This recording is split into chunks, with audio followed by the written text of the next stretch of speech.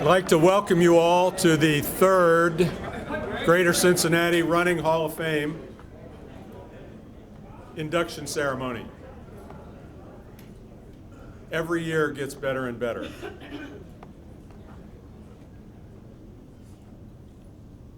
We've got a great facility, great menu, great speaker, wonderful inductees, and a fantastic audience. I'd like to recognize the sponsors of this event. If you turn to the back of your program, you can see everybody listed.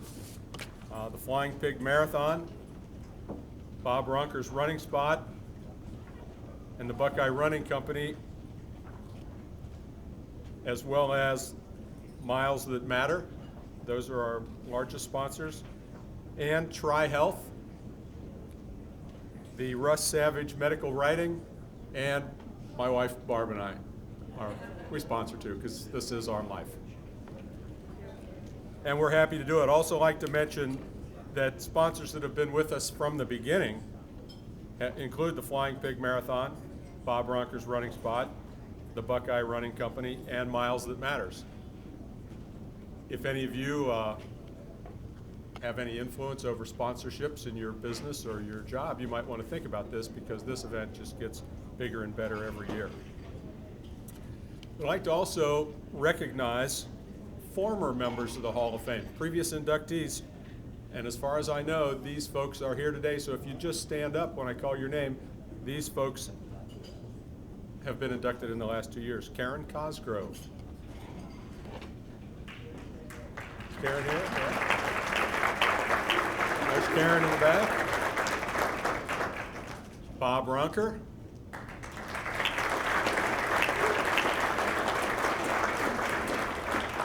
John Sense.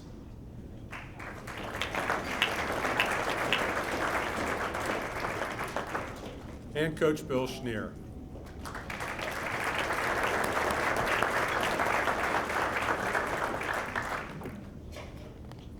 It's an honor to have them here. I want to also thank the members of the committee who work on this Hall of Fame ceremony. The founder and president, and the guy who really makes it work, Steve Nestor. Where's Steve? He's probably out in the hall working. But this would not happen without Steve of the Buckeye Running Company. Steve is just the mover and shaker of the whole thing. Other committee members, Karen Cosgrove. Why don't you stand when I call your name? Karen Cosgrove, Mike Deering, Chip Dobson, Steve Cruz, Paul Longano, Ryan Orner, Bob Ronker, Frank Russo, Ron Russo, Susan Savage, Bill Schneer, Missy Seamers, John Sense, Mary Weinberg, and Andy Wolf. So the committee thanks for doing your work, and I think I can say on their behalf it is just a real honor to be involved with such wonderful people on the committee and the inductees, and the many people who have been nominated. If you know of worthy athletes worthy of being nominated, please bring that to the attention of anybody on the committee.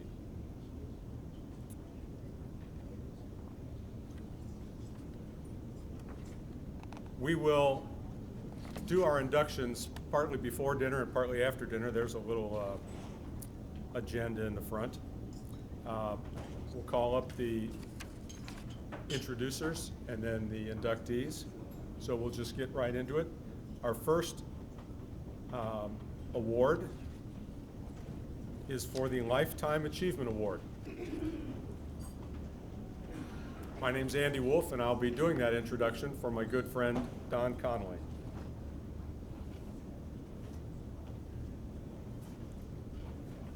Those of you who have ever heard me at an Anderson High School Awards night know that I never speak briefly, so I wrote the remarks down so I don't take too much time.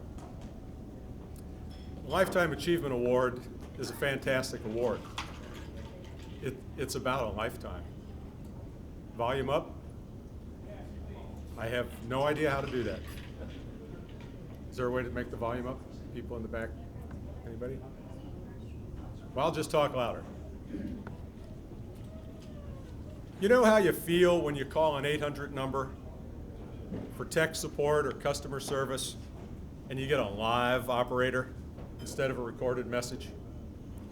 You just feel good about the situation. That's the same good feeling people get when they are at a race directed by Don Connolly. We know it's going to be well organized. We know it's going to be very efficient, and we know that any little problems will be handled with the runner's best interest at heart.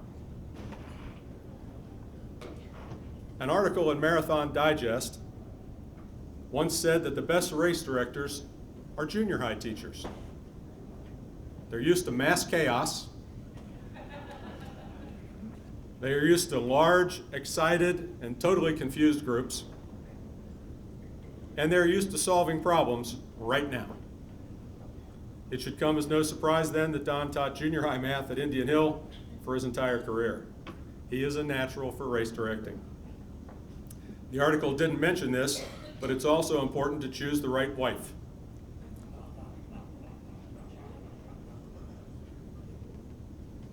Everybody who knows Don knows that none of this good stuff would happen without Carol Connolly. Carol has been tireless in working with Don, processing the entries back in the handwritten days, typing the results, stuffing the race bags, etc. Carol goes like the Energizer bunny until the race is over. And then if Don knows what's good for him, he better take her out to dinner. Like most of us in this room, Don started as a track athlete. He came from a track family. You may or may not know this, but Don's dad was the Canadian national champion in the 400-meter hurdles. Don himself was a successful high school sprinter, 22.5 for the 220 yards on cinders, and he had a very good college career after that. And he was also a very successful high school coach at Indian Hill High School. His distance runners rewrote the record books during Don's tenure. His cross-country team won a district title and ran in the state meet. Don was recognized by the Cincinnati Enquirer as the cross-country coach of the year. That's a heck of a career right there. In the early 1970s, maybe Don just thought Carol had too much time on her hands, but Don started the first citywide performance list for track and cross-country called Our Times. The local Coaches High School Association has reprised that with the same name in Don's honor. All of those stats in those days were hand compiled, no computers, hand sorted, typed, addressed, and mailed by hand. That was unheard of in those days. But when it comes to personal success as an athlete, a coach, and as an innovator in our sport, Don Connolly can say, but he wouldn't, been there, done that. Don is also a huge fan of track and field. Whether he is the head finish judge at the Anderson Invitational or traveling the nation and the world to see all the big meets from the Millrose Games to the Olympics, Don Connolly is going to be there. In fact, if you subscribe to Track and Field News, this month's edition, turn to page 57, Don has a letter to the editor published where he's standing up for fans and the athletes at the national championship meets so they can get all those events where we can see them all. Appreciate all the athletes, and the athletes can have a full crowd. That's Don.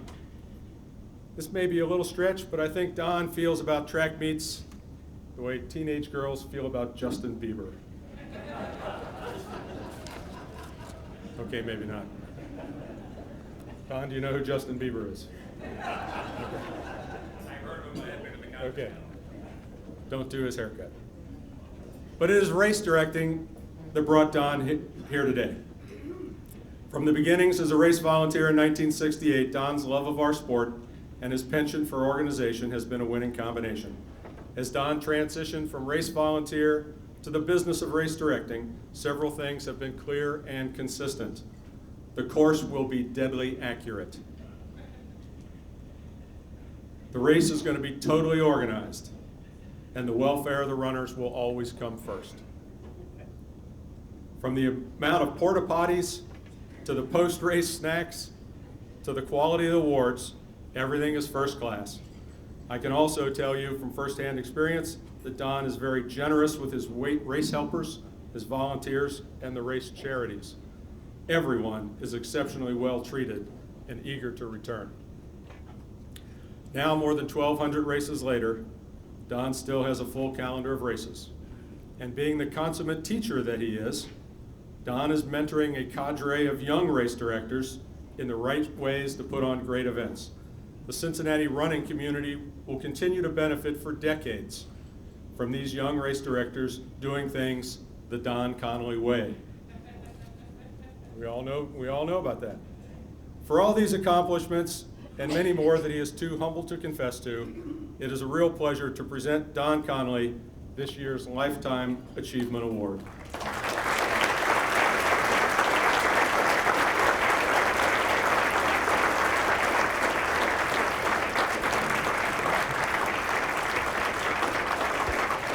Thank you. Okay, lifetime achievement. I guess I can't retire. This is only my 46th year doing this.